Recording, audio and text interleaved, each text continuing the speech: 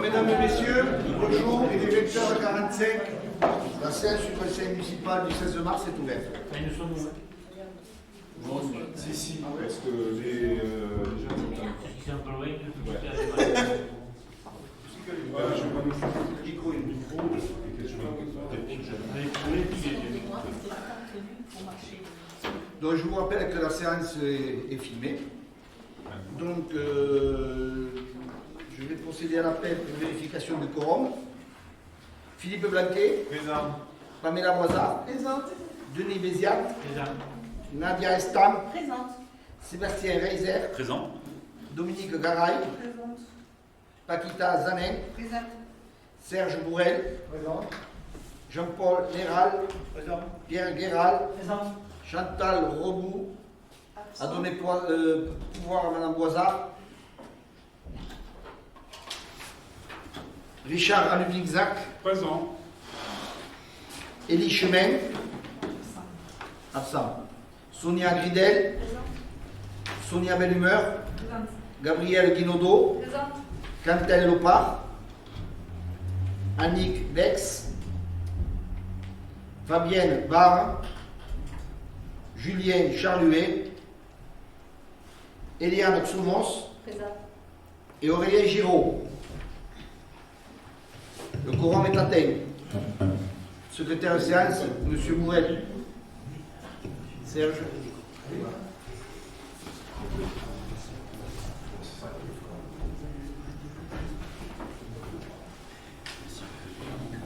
Donc, secrétaire de séance, Serge Bourrel.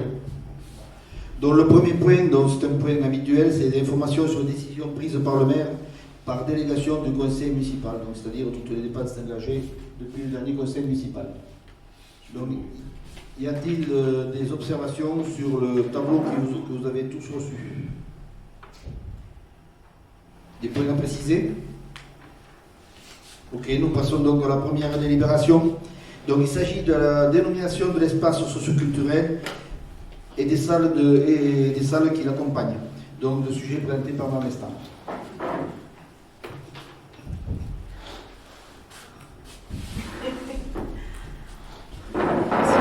Donc après multiples réflexions, on vous propose de nommer l'espace socioculturel Terra Viva. L'objectif étant je vous rappelle que cet espace socioculturel a été construit autour de la terre, donc les briques de terre crue, le chauffage géothermie, donc, on a de la brique de terre cuite aussi. Et donc c'est l'ensemble de ces j'allais dire, déclinaisons de composants de terre. Donc on a voulu le mot terre dans le nom. Et viva, terre vivante, alors il y a ça évidemment deux connotations. Vivante parce que la culture c'est vivante, le vivre ensemble c'est vivant, mais aussi parce que la terre crue va être un élément vivant qui va permettre la régulation thermohydrique de la salle. Donc, d'où cette proposition de nom. On fait les deux en même temps? Les deux en même temps, voilà. Est-ce que vous voulez qu'on vote l'un après l'autre ou les deux en même temps? C'est une seule délibération. C'est une seule délibération? D'accord. Donc, je sais pas. Le nom des salles est obligé. voilà. Alors, le nom des salles à l'intérieur n'était pas obligatoire, mais bon, on a voulu aussi vous le proposer et puis peut-être même l'amender, parce que vous verrez, on fera une petite remarque là-dessus. Donc, pour l'espace, j'allais dire, de la salle de spectacle, la grande salle, on vous propose l'appeler Pierre Soulages, parce que, bon, déjà, c'est un immense peintre qui vient de mourir, mais également parce que la salle est noire. Elle va être peinte en noir, il n'y aura que la brique de terre crue qui va être laissée au naturel. Donc il y aura une déclinaison de noir, parce que même les gradins amovibles vont être en noir. Donc cette déclinaison noire, on trouvait que c'était un bel hommage à M. Soulages, donc on vous propose de l'appeler Pierre Soulages. Ensuite, la salle de danse, on vous propose de l'appeler Michael Denard. Donc c'est un danseur, voilà, un artiste, danseur chorégraphe. Alors on a essayé de garder des gens qui sont, j'allais dire, toulousains ou proches de la région toulousaine. Hein. ça n'a pas été si facile de trouver des noms d'artistes qui ont une grosse attache sur la région toulousaine et morts, entre guillemets, puisque l'objectif, c'était pas de donner de noms de personnes vivantes. Donc tout ça a été une mince... vraiment, ça n'a pas été simple. Voilà. Ensuite, le hall qui a un hall d'exposition, on vous propose, qui a un hall d'accueil, mais aussi d'exposition, on vous propose de l'appeler Jean Dieuzède, excusez-moi peut-être que j'écorche un peu le nom, c'est un photographe donc, qui a aussi des attaches sur Venerque et sur la région. Et ensuite, il y a les salles qui sont au rez-de-chaussée. Donc, on va vous faire une proposition. Ah oui, avant, je vais parler encore à l'étage. Il y a on voulait aussi donner le nom des deux loges. Et là, on vous propose le flou et le tailleur. On voulait mettre à l'honneur des métiers qui sont autour du théâtre, pour ceux qui font les habits de théâtre. Donc, un qui est féminin, l'autre masculin, le flou et le tailleur. Et enfin, les salles en dessous. Donc, la salle Nicole, parce que la famille Nicole, c'est une famille qui a beaucoup œuvré pour tout ce qui est autour de la culture, surtout l'associatif. Voilà, la CLSV en particulier. Donc, on voulait faire un petit hommage à cette famille qui s'est beaucoup donnée. René Roch, qui est aussi, a priori, quelqu'un qui a beaucoup œuvré aussi pour les associations venercoises. Et le dernier nom, c'est Camille Reynaud, qui est un artiste venercois qui a travaillé beaucoup avec Rodin. Donc, a priori, il y a des œuvres de Rodin qui sont signées par Rodin et qui ont été réalisées par Camille Reynaud. Donc, voilà pourquoi on est allé sur ces noms-là. Alors, quand on regarde ces noms, nous, on avait quand même quelque chose qui nous embêtait un peu, c'est qu'il manquait de noms de femmes. Il n'y a pas beaucoup de noms de femmes. Et voilà, Camille étant un garçon. Donc, du coup, je ne sais pas, est-ce qu'on le laisse tel quel ? Après, on a eu une proposition de Madame Breton, parce qu'on a sollicité vraiment le plus de personnes pour avoir des acteurs majeurs dans la commune. Et elle a proposé, donc là je vais laisser Denis, parce que c'est lui qui nous l'a ramené. Oui, j'ai fait l'interface, je viens de voir Madame Breton à l'instant. C'est Françoise Bonou, c'est une personne qui a habité Venerque une quinzaine d'années, qui était prof de philo, qui a beaucoup œuvré au niveau de la médiathèque, qui est écrivaine, puisqu'elle a fait 5 livres de style nouvelle. Madame Breton a tout ça. Et dans l'activité de correspondant de la Dépêche, à l'époque, elle a innové. Et donc, Madame Breton a tous ses documents. Elle a un lien avec la famille, donc elle a un contact. Donc, voilà, si jamais on valide cette présence, moi je me rappelle, c'est une personne très agréable, très efficace. Et donc, voilà, je pense que en sa mémoire, c'est un geste qu'on peut faire, parce que là, c'est vrai que c'est... Mais bon, ça c'est mon sentiment, moi, je ne sais pas. Ça serait la seule femme. Alors, du coup, est-ce qu'on remplace soit salle Nicole, soit salle René Roch, soit Camille Reynaud voilà. Après, si on reste dans le style associatif, je veux dire, parce que l'espace, c'est l'espace associatif, hein, c'est 3 salles. Bah, la seule personne qui n'est pas dans l'associatif, c'est Camille Reynaud, hein, puisque c'est un artiste. Donc voilà. Donc je vous amène juste à votre.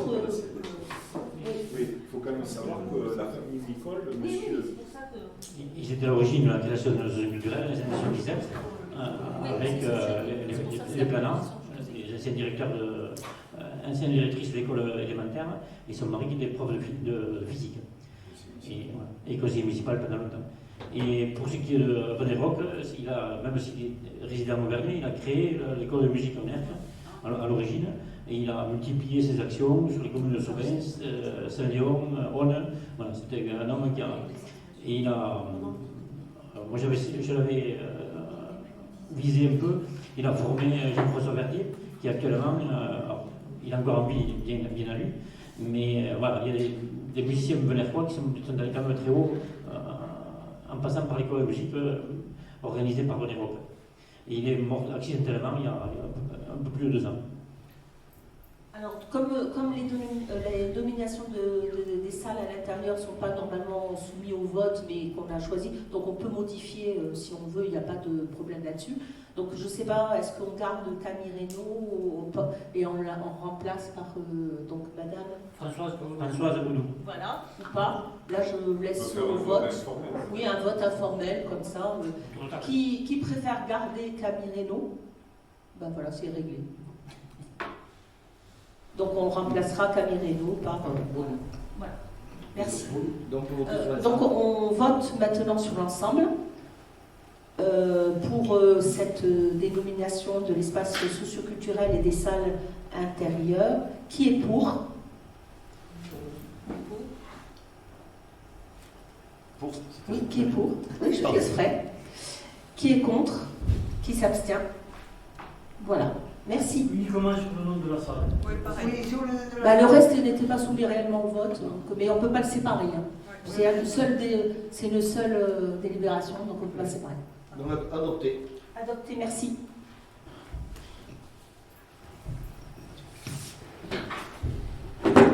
Le point suivant, qui vous sera présenté par M. Béziat, a trait à la dénomination des ateliers municipaux. Ah oui. Oui, dans le cadre de la rénovation et du contexte général, on a eu l'idée de continuer de remettre en mémoire des agents qui ont eu une fin difficile, c'est-à-dire que pour le citer, Léon Pic est décédé accidentellement dans le cadre de la collecte des ordures ménagères le 27 février 1978. Et jusque-là, le sujet n'était pas remonté à la surface. Et donc il s'avère que, bon, on a orienté le sujet comme ça, pour le moment orienté, je dis bien. On a consulté la famille, et la famille est très heureuse parce que, si on valide ça, parce que historiquement, ils ont habité la maison d'en face, la famille Épithète, à Figeac, et son fils, il a commencé sa carrière d'ébéniste dans ces ateliers municipaux qui étaient historiquement la menuiserie Rougès. Donc tous ces éléments rassemblés font que, voilà, il y a des éléments positifs à baptiser ou à dénommer ces ateliers municipaux léopiques. Et on a envisagé une date de cérémonie ou de dévoilement de la plaque pour le 21 avril à 17h, si le conseil municipal valide cette situation. Et on passe au vote. Alors, qui s'abstient? Qui vote contre? Adopté. Je vous remercie et transmettrai la bonne nouvelle à la famille. Merci beaucoup, merci pour eux. Alors, toujours dans la dénomination des Nantes, vous voyez bien que ça nous a bien occupés pendant un très long moment. On a voulu aussi, est-ce que c'est possible de mettre le plan ou pas oui, ça serait mieux, s'il vous plaît. Je suis pas sûr. Voilà, ça serait plus parlant pour tout le monde, hein, c'est juste, ça serait plus parlant. Voilà, si c'est possible. On a voulu mettre le nom de l'ensemble des rues qui allait être, non seulement l'avenue qui allait être devant l'espace socioculturel, mais également les noms du nouveau quartier qui va se faire juste à côté, au Cousy. Donc on voulait garder la même thématique, donc on a été chercher des noms d'artistes, toujours avec la même chose, hein, avec les 2 cahiers des charges locaux et morts. Donc voilà, donc ça a été voilà. Et on avait une troisième contrainte, c'est qu'on voulait que à peu près toutes les activités qui allaient se faire dans l'espace socioculturel soient à peu près représentées. Donc du coup, voilà, ça a été assez long et fastidieux, mais on y est arrivé. Donc voilà, donc on vous propose de nommer l'avenue Jean Nougaro, l'avenue qui passe, Claude Nougaro, excusez-moi, je suis un peu fatiguée, j'ai passé une journée un peu intense, Claude Nougaro, l'avenue devant l'espace socioculturel. Voilà, je pense qu'on n'a plus besoin de le présenter, tout le monde le connaît. Ensuite, on a décidé on propose de nommer le parvis Fernand Rousse. Peut-être quelqu'un peut me rappeler qui c'est. Ouais, ça c'est mieux. Bernard Roux est un peintre du temps qui était à l'école avec Matisse et qui vivait sur Crépiac et qui a déposé pendant de longues années, on a encore, certains tableaux. Donc c'était un acteur majeur de la Fondation Pousse. Décédé accidentellement en sortant de chez lui en défaut. En fait, c'était un acteur majeur du début du siècle dans la peinture et il faisait partie du cercle de ces peintres qui, à l'époque, dans les années 20, dans les années 30, étaient à l'école de Collioure. Voilà, parce que Collioure, c'était le Saint-Tropez de l'époque, mais pour tout ce qui était culture, peintre, etc. Et donc, il a tissé des liens très très forts avec des peintres très célèbres, comme Dali, comme Picasso, etc. Et donc après, quand il est revenu ici ou venu ici, je ne sais pas s'il était originaire d'ici ou pas, de base, je n'ai pas tous les éléments. En tout cas, il a créé cette fameuse Fondation Pousse parce qu'il a gardé des contacts, notamment avec le patron de l'hôtel des Templiers, qui était un hôtel qui accueillait à l'époque, dans les années 30, tous ces peintres. Et ces peintres qui vivaient un petit peu de bohème à l'époque, parfois payaient leur redevance hôtelière ou de restaurant par des tableaux. Et donc, dans l'hôtel des Templiers à Collioure, il y a des trésors qui sont là. Et du coup, Fernand Roux, comme il a gardé le lien avec la personne qui a fait la famille qui gérait l'hôtel des Templiers et qui possède tous ces tableaux, régulièrement, il a créé sa fondation Pousse ici, là, dans la campagne de Crépiac. Et tous les ans, il allait chercher des nouveaux tableaux, il en ramenait d'autres là-bas, et il présentait ici à Crépiac, dans cette fondation Pousse, des tableaux de maîtres tout simplement de cette époque-là. Voilà qui c'est. Super. Quelqu'un veut d'autres précisions? Nickel. Alors, rue François Chapuis. Non, je te laisse. Alors, Non, c'est Françoise Chapuis. Non, mais... Alors j'avais fait un texte pour chaque chose, mais je ne l'ai pas. Donc, voilà. Mais alors c'est bien de mettre le texte parce que. Tu l'as sur la. Je ne peux pas tout diffuser. Tu Tu l'as le texte sous les yeux ou pas? Je l'ai pas. Qu'est-ce qui se souvient? Voilà. Excusez-moi de mon inculture. J'avais tout préparé, hein, les petits textes, mais. On a choisi aussi le nom d'un anonyme aussi, c'est ça? Donc pas du tout. Ça aurait pu. Hein. Alors. François Chapuis, si on peut. Mais il est connu. On voulait un toile du pont, il est pas voulu. Oh non, ça. Ouais, mais on aurait dit moi aussi. Oui, ça. Je vais vous retrouver ça. Mais j'avais fait bien la liste sur chaque truc. Elle était accordéoniste. Accordéoniste toulousaine. Voilà, bon, voilà. Accordéoniste. Moi, t'es toujours pas avec le Et elle est morte. Oui. Elle est décédée, c'est plus joli. Elle est très décédée. Allez. On y va. 1er février 2023. Oh putain, la vache. Il n'y a pas longtemps. Oui, on avait. Bon. Ouais. Voilà. Est-ce qu'on peut remettre le plan? Il y avait un contrat. Je vais bien aimé trouver l'ensemble. On le met la première ligne, c'est bon. Ouais. Je pense qu'on ne lui a pas donné. Non, je ne l'avais pas. J'ai préparé. Oui. C'est pas grave. Alors, ensuite. Alors, Tiki. Tiki, Ogiade. Voilà. Parce qu'on avait marqué Joseph, mais Monsieur le maire préfère dans le nom qu'il tout le monde le connaît. Voilà. Ouais. Voilà. Qui est originaire de la région. Voilà, qui est originaire de la région. Les Ça, arbres. pareil. Voilà. Les arbres. Ensuite, alors je vois René Coll. René Coll. Voilà, je pense que tout le monde connaît aussi. Il travaillait pour Patrick Sébastien. Il a pris la relève. C'est un grand orchestre des années 90 et 2000. Et c'est sa fille qui a pris la relève. Donc, c'est le principal orchestre qui travaille avec Patrick Sébastien pour le grand cabaret du monde. Mesplé. Madi Mesplé.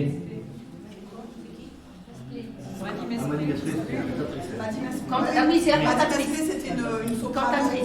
Soprano. Une soprano C'est française bien. qui a fait beaucoup d'opérettes. Et Voilà. Qui a chanté au Il reste qui? Claude Mesplé. Il a chanté ce monsieur. Joseph.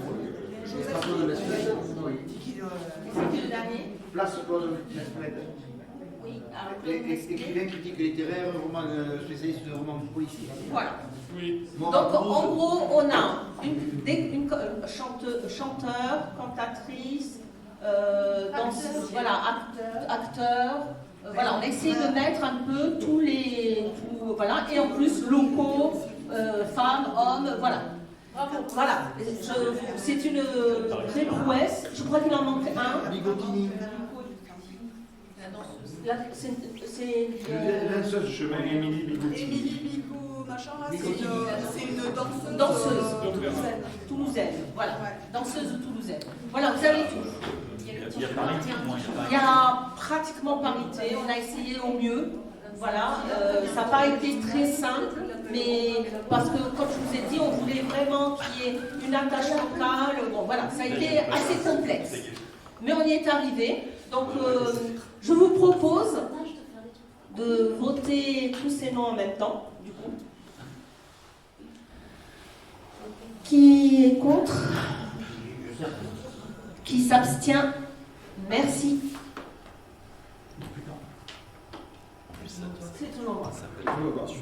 Alors, oui. Alors, là, de l'autre côté de l'espace socioculturel, côté Mont-Saint-Charles, il y a un nouveau petit lotissement qui va se créer. Et il y avait une rue aussi donc à nommer, Alors, on va vous mettre le plan pour que vous compreniez. Vous allez comprendre où c'est. Voilà.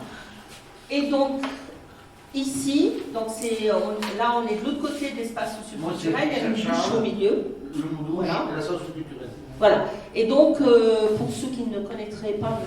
Henri Bruxelles, c'était un marcheur, hein, on va dire ça, quelqu'un oui, c'est bien quelqu'un qui était autour de la...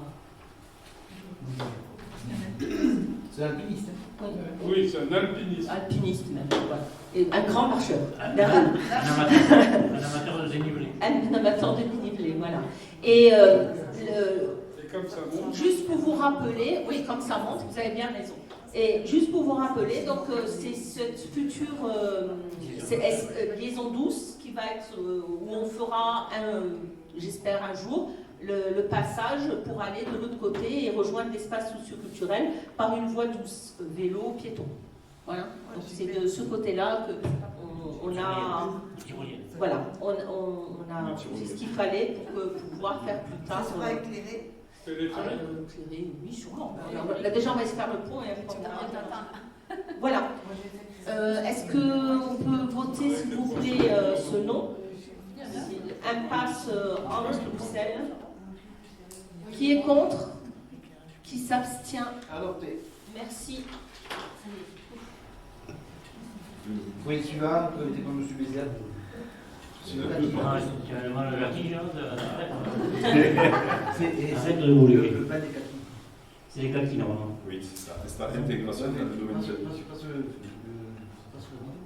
Le plan. Ah, le plan, pardon. Donc c'est le restant, c'est une partie de la rue de la Liberté qui aboutit sur l'avenue Pyrénées et qui reprend l'ancien parking de la Poste.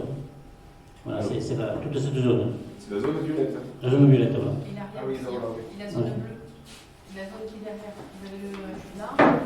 Et la zone Et à bleue. droite. Qui est ici, là. Ça là aussi. Oui, plus après le cheminement qui va derrière et qui aussi qui a la servitude publique aussi. Donc pour le moment, on n'était pas encore propriétaire, même si le projet est opérationnel depuis un certain nombre d'années. La procédure ayant été un peu longue, à mon avis personnel, mais bon, l'essentiel c'est qu'on y arrive. Voilà. L'idée, c'est De passer officiellement dans le domaine public. Voilà. J'ai une question. Les kaki, c'est des logements sociaux? Oui. Donc du coup, quand ça va passer communal, ça sera plus des logements sociaux? Non, c'est que la mairie. C'est juste ça et ça. Ah Ça, oui, regarde, d'accord. ça c'est l'avenue des Pyrénées. Là. Ouais. Tu vois, ça c'est le parking devant le. Pour l'historique des bâtiments. C'est la Ah, devant les kaki. Ouais. Voilà, là t'as la rue ici qui descend de Vers l'école. l'école.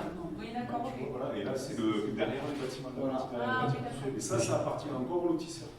Alors, Enfin, à l'aménageur. à l'aménageur. Il y a le parking. C'était un projet privé. Voilà, oui. À la base, Ça va appartenir. À la base, c'est un projet privé construit par Amétis, un opérateur montpelliérain, et qui a rétrocédé tous les bâtiments à l'OPH quelques mois plus tard.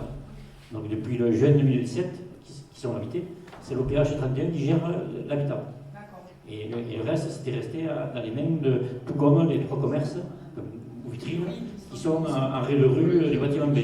Ça, c'est reste propriété Amétis encore. Et ça a d'autant plus d'importance que si justement ces fameux commerces qu'on va essayer de relancer, on a eu des discussions avec Métis, voilà, on va essayer de relancer le truc. Si un jour il y a des commerces qui se mettent là, que nous on doit mettre une zone bleue, on doit accompagner la mise en œuvre de ces commerces, il faut que ça nous appartienne. D'accord. C'est pour ça que ça a d'autant plus d'importance.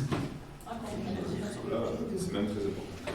Maintenant, si je peux mettre un point encore plus positif sur l'aménagement de notre demande de poste, c'est la satisfaction du service courrier dans son ensemble.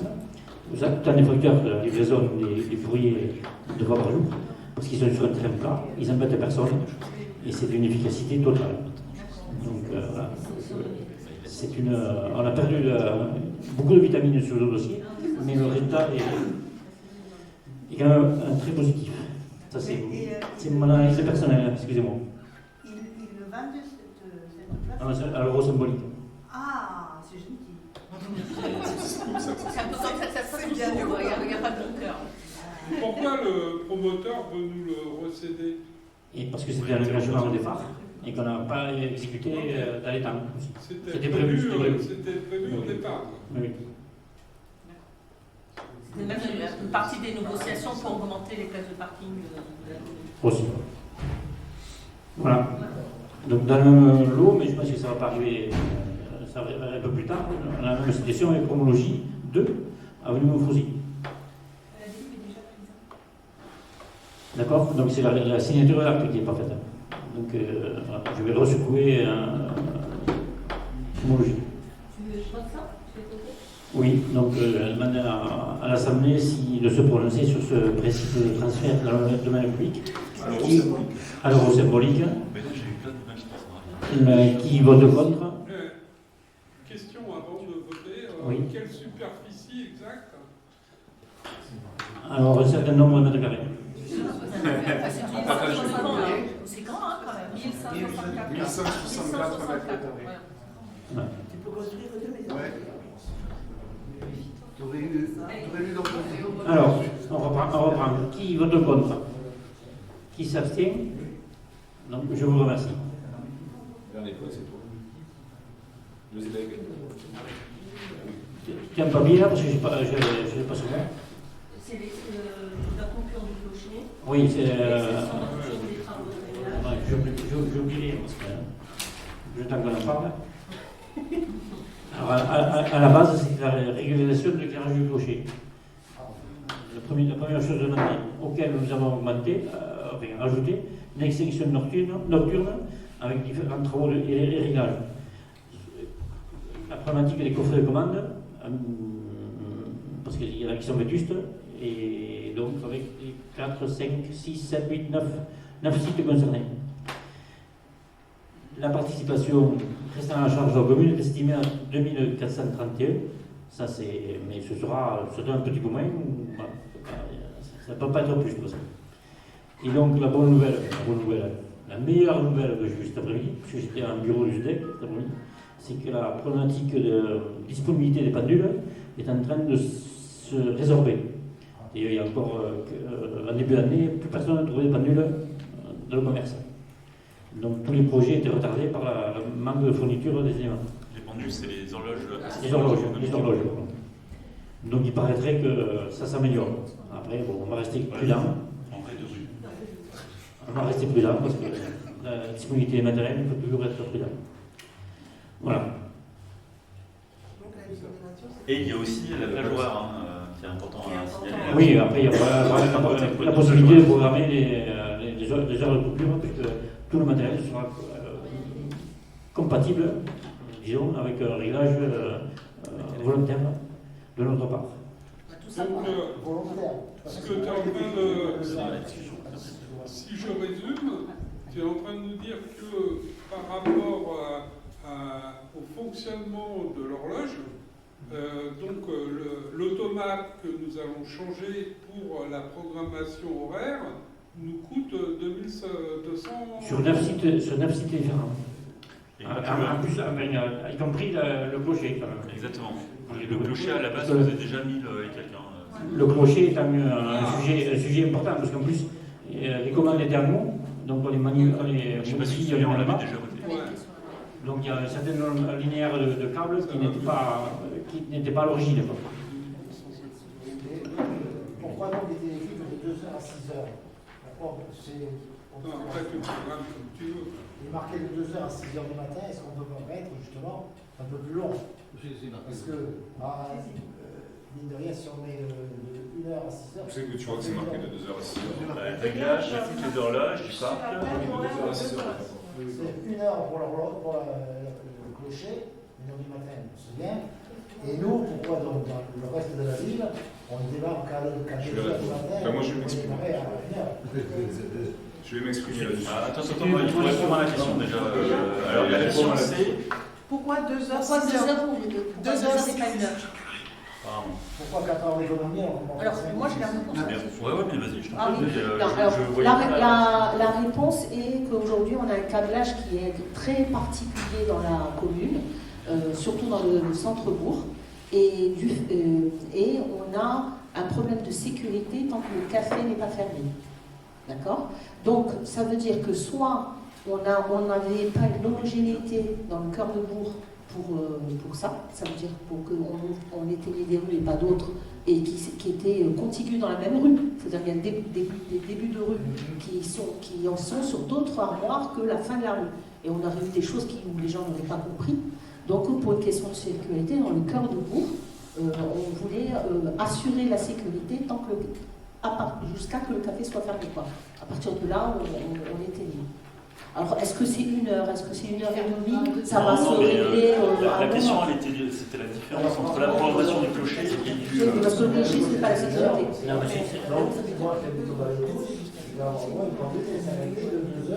Alors, ça ne veut pas dire qu'à mon avis, on pouvait choisir des horaires différents entre les quartiers qui sont trop ou pas. Effectivement, c'est la proposition. Oui. Non, mais totalement. Je t'expliquais pourquoi 2 heures, mais que pour le centre-bourg. Voilà. Serge, moi je vais répondre à ta question par rapport à pourquoi 2h, 6h pour l'instant. Parce que c'est une première expérimentation. Et aujourd'hui, ce qui a été observé, qui à mon sens pose quand même un certain problème, c'est que comme l'a expliqué Nadia, on n'est pas maître de ce qu'on veut éteindre. Or, aujourd'hui, moi, ça c'est ma position personnelle, je considère qu'il est extrêmement dangereux d'éteindre l'éclairage public la nuit dans les grands axes principaux. Pour avoir vécu l'expérience d'avoir traversé des villes qui ont fait le choix d'éteindre tout en noir, quand on traverse une avenue principale comme l'avenue des Pyrénées, comme l'avenue du Montfauzy, comme l'avenue du Moulin-Vieux, comme le Loupseau, même la rue Rémusat, l'avenue Jean-Pierre d'Assezat, où les voitures, surtout les voitures d'aujourd'hui, peuvent aller à des vitesses excessives, la nuit, quand il fait noir, complètement noir, c'est très très dangereux, quoi. Moi j'ai traversé certaines villes, j'étais à 30 à l'heure, je peux te dire, je ne faisais pas le fier, parce que quand on est dans une agglomération, c'est pas comme quand on est en race campagne, on met un coup de code déjà, et on a une visibilité qui est totale, quoi. Tandis que là, on se retrouve dans un environnement d'agglomération, avec des voitures qui sont garées au bord, avec des abribus, avec de la signalétique urbanistique, et derrière, tu ne sais pas vraiment s'il n'y a pas quelqu'un, surtout dans la nuit, où on peut croiser des individus, tu vois, voilà. Donc, ce qui a été décidé, étant donné qu'on n'est pas dans la capacité technique aujourd'hui, parce que l'historique de la construction de l'éclairage fait que quand tu veux éteindre, par exemple, l'intégralité de l'avenue des Pyrénées, en gros, tu éteins quasiment tous les quartiers qui sont autour, parce que tu vas éteindre une partie de l'avenue des Pyrénées, mais ça va éteindre d'autres rues autour, voilà, parce que ça a été construit comme ça. Donc, moi, ce que j'ai demandé au bureau, c'est que rapidement, on se projette dans le temps pour voir combien ça coûterait de mettre aux normes tout ça, qu'on puisse isoler techniquement les rues principales, les rues de grande vitesse, pour les laisser éclairer. pendant la nuit, bien sûr, quoi, et éteindre tout le reste sur des plages beaucoup plus grandes dans ce cas-là, bien entendu. Voilà, moi l'idée, elle est là. Et voilà, aujourd'hui, je trouve que c'est... voilà, je pense que l'horaire 2h-6h, c'est déjà... c'est là où il y a le moins de monde, c'est là où il y a le moins de risques, quoi. Voilà.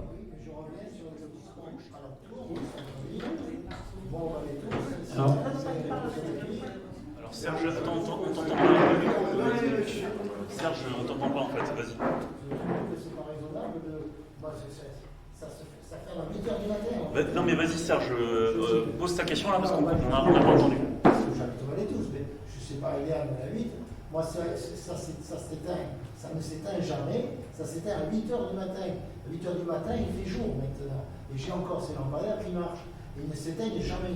Ils s'allument peut-être à 8h le soir, jusqu'à 8h du matin, c'est 12 heures d'électricité. C'est où? Oui, chez toi. C'est chez moi. Alors attends, non mais attends, juste pour clarifier, Serge, je suis en train de dire qu'il y a des endroits en fait où l'éclairage ne s'éteint pas à l'heure. D'accord. Ok. Non mais alors justement, pour répondre du coup Serge à ta question, le principe des horloges, parce que Denis il a présenté rapidement là le projet. Alors je viens essayer de te répondre, mais il faut que tu écoutes. Il y a des horloges en fait astrologiques qui ont été commandées justement. Ces horloges astronomiques, qu'est-ce qu'elles permettent de faire en fait?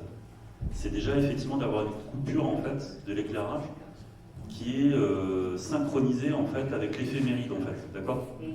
Donc sur le matin, le soir, par rapport à le lever et le coucher du soleil, l'extinction en fait sera garantie. Donc ça va traiter en fait tous les postes qui étaient, il restait 9 postes à traiter avec des horloges astronomiques, et donc effectivement ça va traiter aussi ton quartier, d'accord?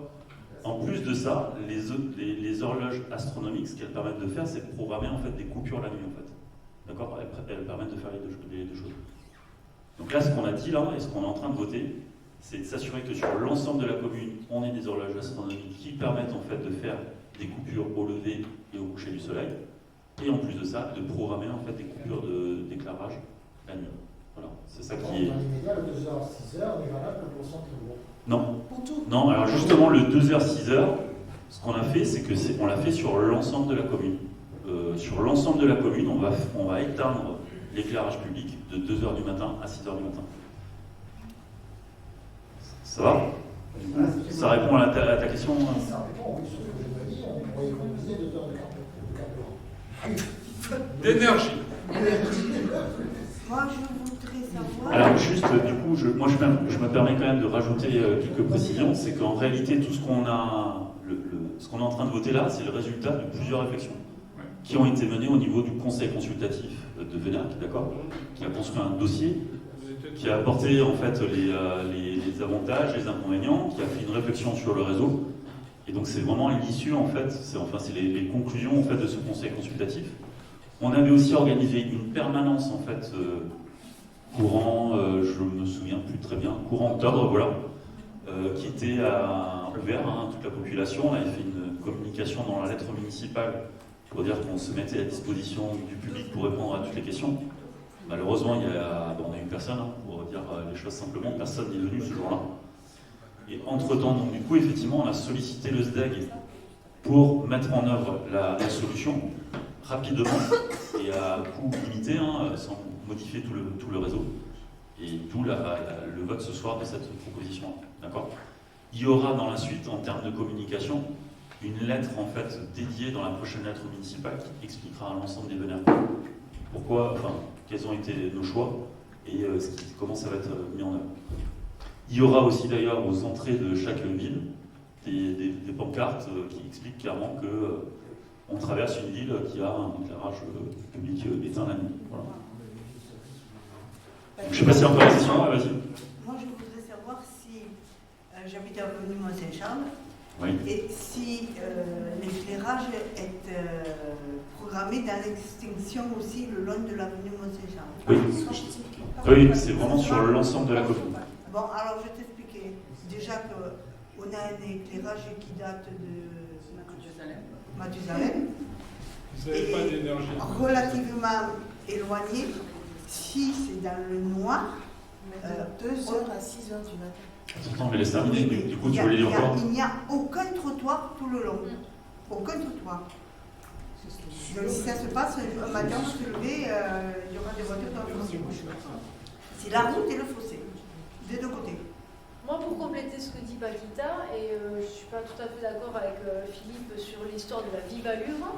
Déjà, dans un village, en fait, ils sont censés rouler à 30. Censés, t'as dit bien. Oui, mais enfin, si tu veux, on ne peut pas vivre, on ne peut pas tout faire en fonction de ceux qui ne respectent pas la loi, parce que sinon on n'avance pas. Ah, mais ça, c'est mon avis. demain, s'il y a un adolescent qui se propose que chacun aille jusqu'au bout, en fait.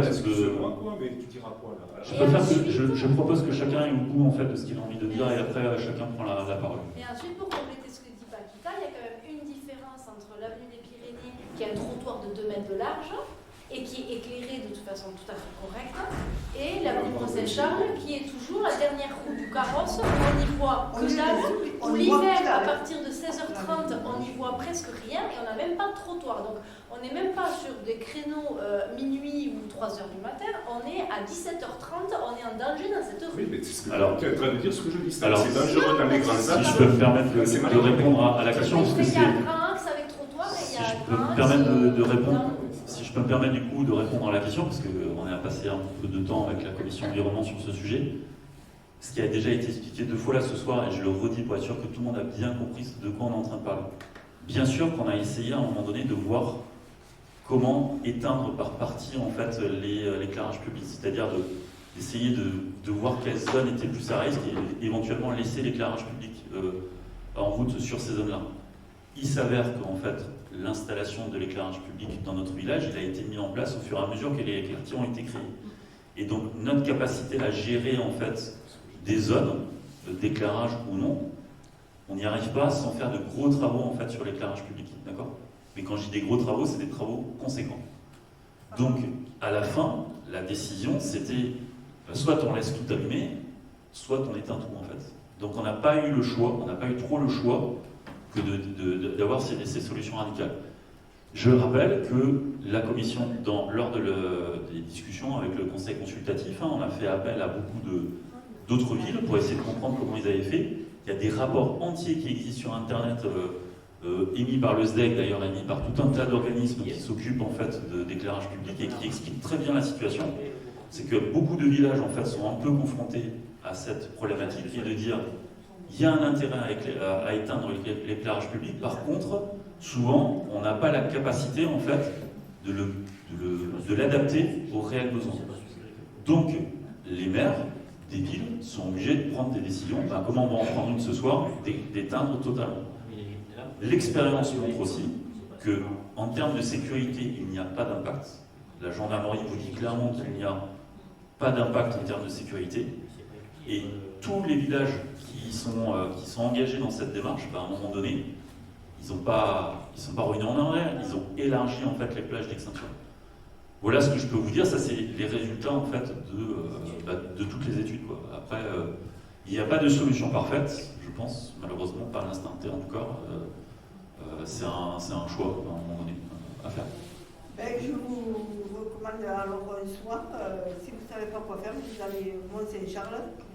C'est le problème du trottoir, là, c'est le problème. Vous verrez l'éclairage qu'il a. Il est espacé de je ne sais pas combien de mètres, heureusement maillé, et à pied, c'est pas possible. Dans le nord, c'est pas possible. Déjà le jour, c'est risqué. Sauf qu'à 2h du matin, Paquita, tu te balades, enfin excuse-moi, je ne vais pas rentrer dans le débat, à 2h du matin, tu ne te balades pas rue Mont-Saint-Charles sans un minimum de sécurité. Moi, il y a le choix de l'horaire qui est négligé. Pourquoi on a ciblé 2 heures? C'est justement pour, en règle générale, c'est pour les poissons, mais en plus, c'est pour tous les spectacles qu'on peut avoir sur le mer. On n'est pas contre l'extinction des lumières. Mais déjà, il faut mettre un trottoir dans cette rue. Il faut mettre au moins d'un côté les trottoirs. Il faut un trottoir pour qu'on se sente en sécurité dans cette rue. Alors, c'est deux choses différentes. Quand 2 voitures tu es obligé de t'arrêter sur le fossé. Et t'as ça, hein? Alors, vous parlez de la rue que vous connaissez, excusez-moi, mais il y a tout un tas de zones en fait à venir. Tout un tas de zones potentiellement. Il y a ce danger-là. Si L'objectif, en fait, c'est d'attendre en fait, que tous les espaces de Venèrgue soient sécurisés totalement, mais on ne fera jamais d'éclairage public, d'extinction d'éclairage public. À un moment donné, il faut savoir ce qu'on veut, en fait. Hein. Mais moi, je peux vous parler de 36 000 euros, je peux te parler de ma rue. Hein. Ma rue, c'est exactement pareil. Hein. Il n'y a pas de trottoir dans ma rue, en fait. Hein. Mais bon, on ne va pas commencer à parler de toutes les rues. Est-ce que tu sais la circulation qu'il y a sur Oui. le Mont-Saint-Charles? Oui. Bon, Paquita, je crois que Parce que c'est un là- débat qui doit être mené malgré tout en commission. C'est la commission qui doit, s'il y a lieu de retravailler dessus, elle y retravaillera dessus, mais on ne va pas relancer le débat sur cette problématique-là. Pour prolonger les questionnements de Serge, il faut comprendre aussi que l'éclairage public fonctionne dans les horloges, on l'a compris, et les horloges, à une heure bien déterminée, allument ou éteignent. Elle ne tient pas compte de si nous sommes en saison d'été ou de printemps. Du coup, on est obligé régulièrement de corriger les horaires. Mais on ne peut pas se le permettre de le faire toutes les semaines parce qu'il y a un coût derrière. Les techniciens du SDEC viennent derrière de façon payante. Donc on ne peut pas y aller régulièrement corriger ce défaut d'éclairage entre l'horloge et l'éclairage réel de l'ensoleillement. Non, Michel, non. C'est le principe de l'horloge astronomique. Oui. Moi, Dans l'horloge astronomique, tu as 40 ans en fait, d'éphémérite qui est programmée. Alors si c'est pas 40, c'est 30, j'en sais rien. Et tous les jours, en fait, l'horloge est recalée. Tous les jours, en fait. Ça suit, en fait, l'éphémérite.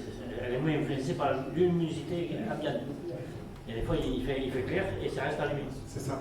Alors, un quart d'heure après, et ça se joue sur le quart d'heure. Oui, d'accord. Et Bon, mais ici, là, il parlait pas de, Serge, il parlait pas de 15 minutes. Hein. Il disait clairement que dans certains quartiers, il n'y avait pas d'horloge et donc du coup l'éclairage restait allumé jusqu'à des heures fixes. Ben là, on traite ce problème. Enfin, j'ai déjà répondu à la question. Il ne faut pas faire le débat. On est en train de mettre en place des horloges astronomiques sur tous les postes. Ok. Bon, on va passer au vote. moi j'ai une question. Oui. J'ai participé, donc je suis au courant de la distribution des réseaux et tout. Mais dans les années futures, est-ce que le système qu'on va adapter pourrait être aussi jumelé avec une détection de présence? Oui. Non. Alors. C'est trop complexe, c'est trop coûteux. Alors, si je peux me permettre de répondre, les axes de travail en fait après ce projet-là, c'est passer au LED. Donc, on a demandé aux SDEG en fait de travailler en fait du LED et donc l'objectif c'est d'atteindre 90% de LED. Passage au LED. Et après effectivement, c'est ce que disait Philippe en fait. Après il y a un travail de plus long terme de comprendre effectivement où sont les besoins. Comment pour avoir une détection de présence. C'est-à-dire que si, comme on a chez nous, lorsqu'on passe devant une cellule, ça s'allume quoi. Tu allumes le quartier simplement. Oui, mais Richard, c'est l'étape suivante dans le processus. Voilà, mais ce que je veux dire par là, c'est qu'après, technologiquement, tout est faisable. Après, c'est une question de. Ouais, c'est une histoire de. Quel oui, je suis d'accord. Ça, c'est au moins arriver à éclairer les grands axes. Voilà. Mais je suis d'accord. Les grandes villes. La question est, avec ce que nous pouvons mettre en place avec nos automates. Les horloges astronomiques, quoi. D'horloges astronomiques, dans le futur, est-ce qu'on pourra jumeler avec ce système détection de présence? Non. Je pense pas, non. Non, parce que c'est bien dommage. Les lampes LED ne supportent pas allumer et éteindre. Donc, il y a non, c'est pas vrai. Non, mais ça, non. Ça c'est faux. C'est des faux. Non, tu vas pas me convaincre, Denis, là-dessus. Il y a des stroboscopes. Non, mais ça, c'est des faux débats. C'est bien dommage. Non, mais c'est l'étape d'après, en fait. Si tu veux, là, aujourd'hui... Ben oui, mais tu es en train de me dire que cette étape d'après, avec notre horloge qu'on va investir, ne sera pas réalisable. Moi, ce que je souhaiterais, c'est que quand personne n'est dans Venèrgue et qu'il n'y a pas une voiture qui passe, tout soit éteint. Et lorsqu'il y a une voiture qui passe, les voies principales... Je comprends, Richard, je comprends. On aimerait tous avoir la solution idéale, d'accord? Oui, je suis d'accord. Là, concrètement, pour 2000 balles, 2500 balles, oui, on a la possibilité de mettre en œuvre une solution qui va nous permettre d'économiser. Oui, je suis d'accord. C'est le SDEC qui l'explique, à peu près 18 000 euros d'électricité par année. Je pense qu'à un moment donné, 18 000 euros par an, c'est l'estimation du SDEC. Ouais, je pense qu'à un moment donné, Le calcul financier, je pense qu'il est très vite fait. Et après, pour la planète et l'environnement, je pense que c'est très bien aussi. Donc, tu vois, je pense qu'il ne faut pas se limiter, ou en tout cas s'interdire en fait de franchir ce pas sous prétexte qu'on veut travailler mais on peut le franchir. Et c'est dommage que ça ne soit pas jumelé dans le futur avec une détection de présence. Mais Richard, un jour on y reviendra, mais pour l'instant on n'est pas dans l'actualité. Comme dit Sébastien, la prochaine étape c'est la LED. Et j'imagine qu'il faut rendre aussi cohérent l'alimentation de l'ensemble du réseau d'éclairage, de manière à pouvoir couper secteur par secteur. Mais on va y tendre, on y arrivera pas, on va y tendre. Moi j'ai juste une question, Sébastien. Oui. J'ai juste une question pour qu'on soit bien d'accord sur le truc, parce que moi ça va conditionner quand même le truc. On est bien d'accord que, bien sûr, la prochaine étape, c'est la LED, ça, il n'y a pas de souci. Parce que de toute façon, c'est aussi de l'économie derrière. Je rappelle, tu l'as dit, qu'on n'a que 30% aujourd'hui d'éclairage en LED. Donc, évidemment, il est temps qu'on y aille, quoi. Ça va avoir un coût, ça va dépendre de tout ça. Mais on est bien d'accord. Est-ce qu'aujourd'hui, on peut s'engager ici autour de la table et dire que d'ici la fin de l'année, on va se rapprocher du SDEG pour voir comment on peut faire pour avoir une étude, pour pouvoir savoir d'ici au moins l'année prochaine, savoir combien ça coûterait de pouvoir commencer à isoler certains grands axes. Parce que sincèrement, les grandes villes qui ont fait ça, qui l'ont fait correctement, c'est ça. C'est-à-dire traverser les grands axes qui sont éclairés, et les axes à côté, ils sont dans le noir, mais c'est logique, quoi. C'est tout à fait logique, c'est une question de sécurité, quoi. Alors si je peux me permettre de répondre à ta question, Philippe, du coup, oui, on essaiera de faire, après c'est une question d'argent, et là je m'adresse au premier adjoint au maire qui sait de quoi il parle, et deuxièmement, si tu veux, je pense que ce que tu viens de dire, c'est tout à fait vrai. Il y a des villes aujourd'hui qui sont prêtes. C'est parce qu'elles ont anticipé. Oui, tout à fait. Elles n'ont pas attendu d'être au pied du mur en fait pour commencer à travailler le sujet. Elles l'ont travaillé au bon moment en fait. Ils ont créé un deuxième réseau en parallèle qui éclaire simplement les routes principaux. Donc ils ont refait un réseau. Mais oui, nous ne voilons pas la face. Il y a des villes qui ont travaillé plutôt que nous sur ces sujets-là et qui sont beaucoup plus avancées. Et là, ça coûte. Et il y en a qui sont beaucoup plus en retard, puisqu'ils ont un parc de boules, de luminaires à boules conséquent. Oui. Et donc nous, on en a plus 50. Alors, pour relativiser, pour le remettre dans le contexte. Oui, bien sûr. Mais enfin, moi, je mettais plutôt en avant le fait que c'est pas au moment où il faut commencer à prendre des décisions pour bouger qu'il faut se projeter sur. Mais t'as raison, Sébastien. Pour 2500 €, il faut les commander ces horloges. Mais il faut penser aussi au futur. Au futur, tout à fait. Donc du coup, donc on passe au vote. Qui est contre? Qui s'abstient? Une abstention. Adopté. Merci. Il est 21h35, la séance est levée.